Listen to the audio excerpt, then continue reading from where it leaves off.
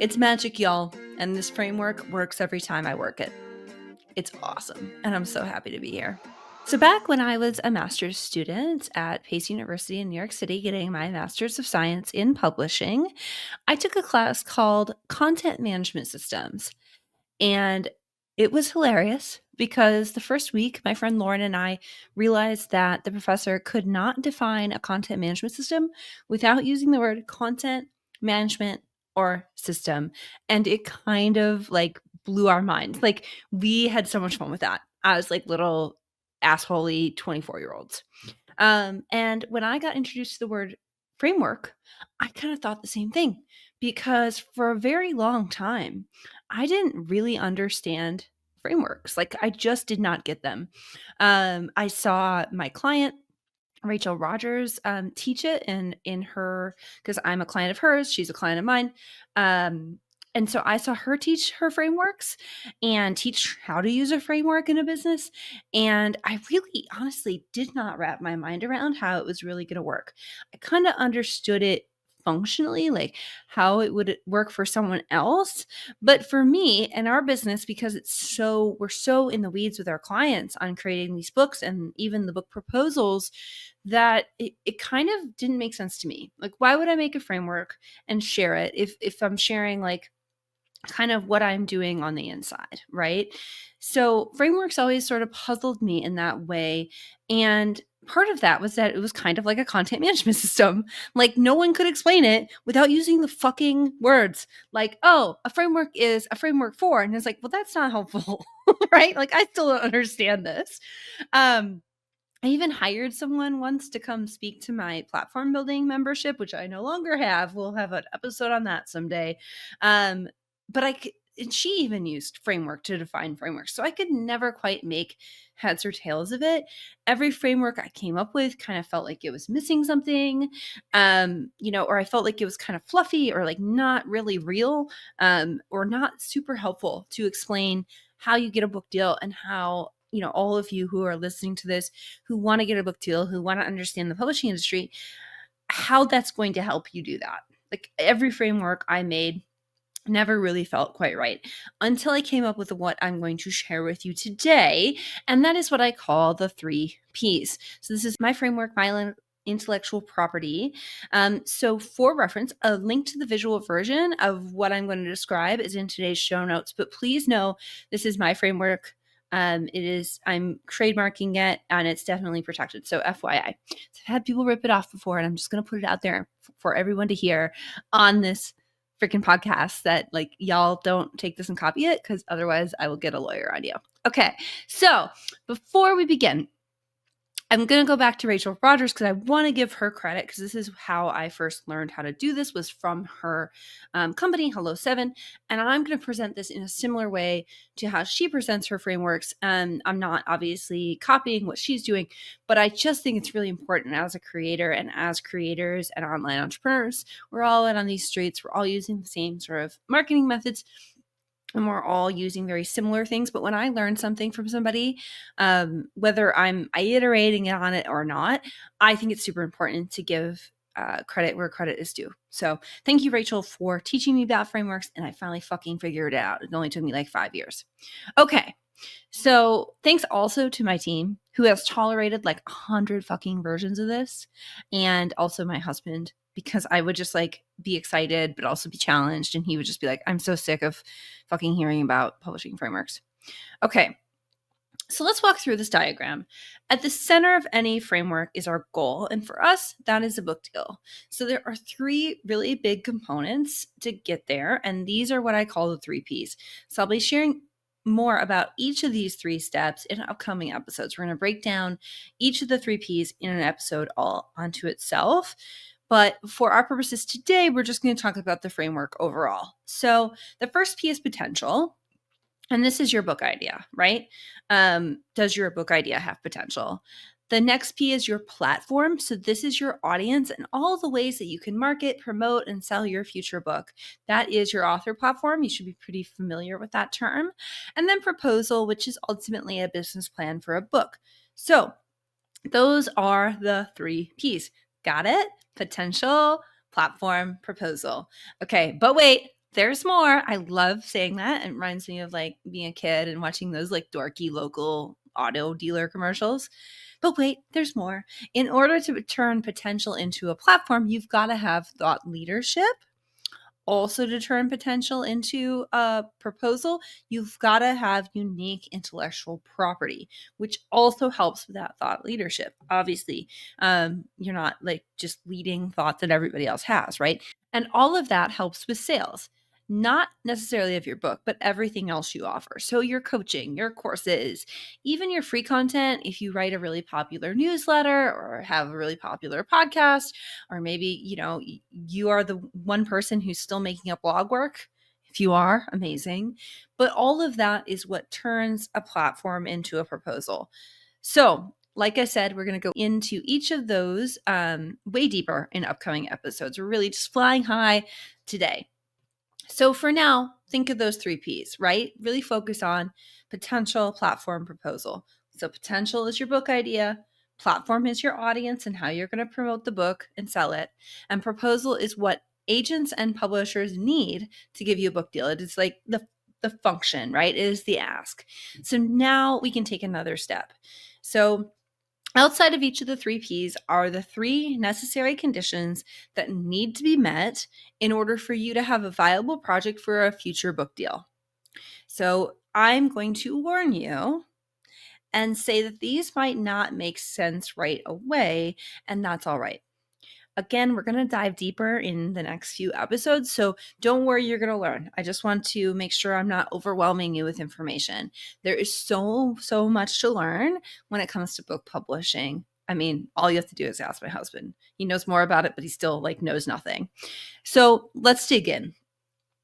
How do you know if your book idea has potential? How do you know if you have a chance in hell at getting a book deal? Well, there's 3 components to that potential, right? Number 1, the idea. Is it a book at all, right? Is it fresh? Is it new? Is it unique? And normally people meet this. Not always, but normally people meet this.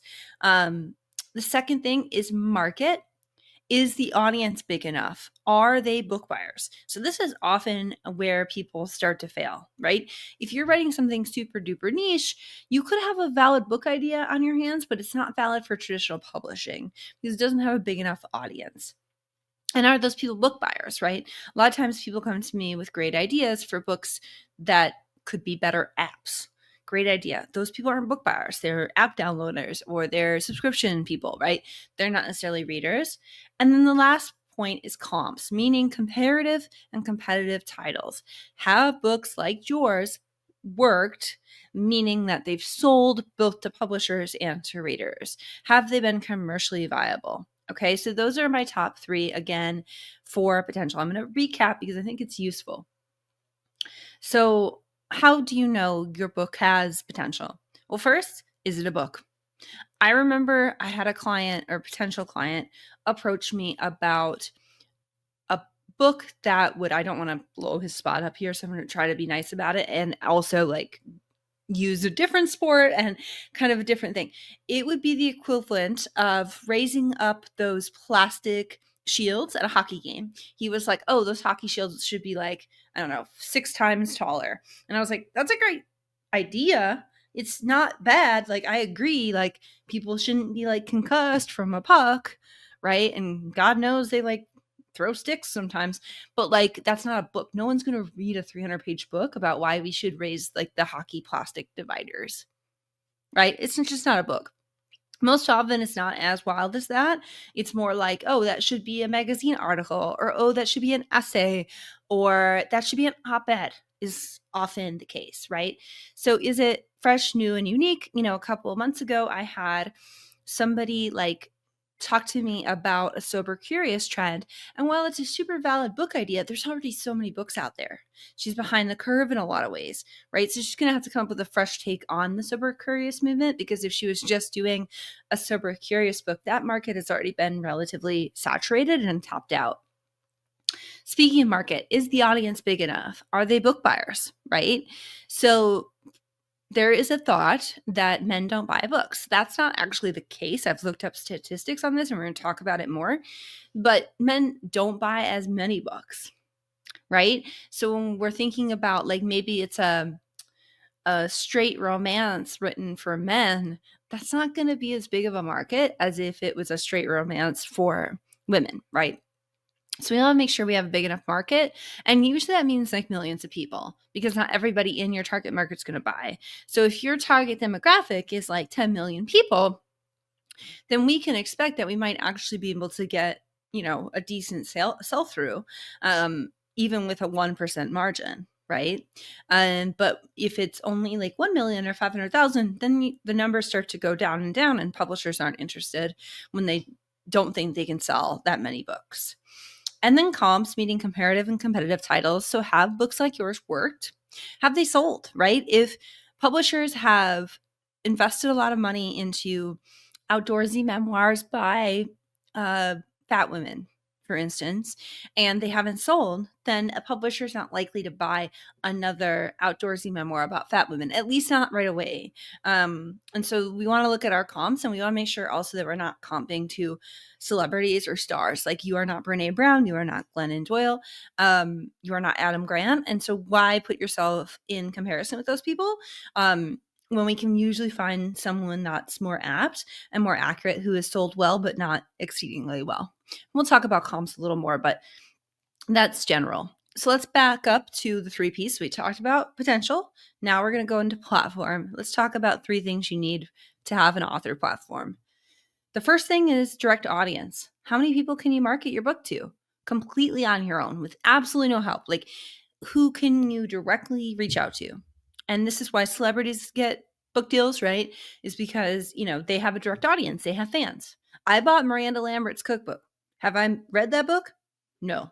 Have I made any recipes out of it? 1. And I wasn't that impressed, probably because I didn't get the right cut of brisket. But I'm a fan. I bought it, right? So that's what it is when we talk about direct audience. So the second thing is reach.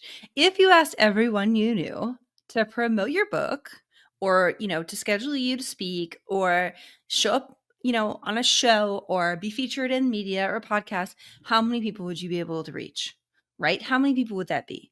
If you took all your friends in entrepreneurship and onlineship and influencers and experts, how many people do they collectively reach? And usually we're looking for the millions here, right? If a good benchmark in a direct audience is 100K, I'm looking for 1 million in reach easily.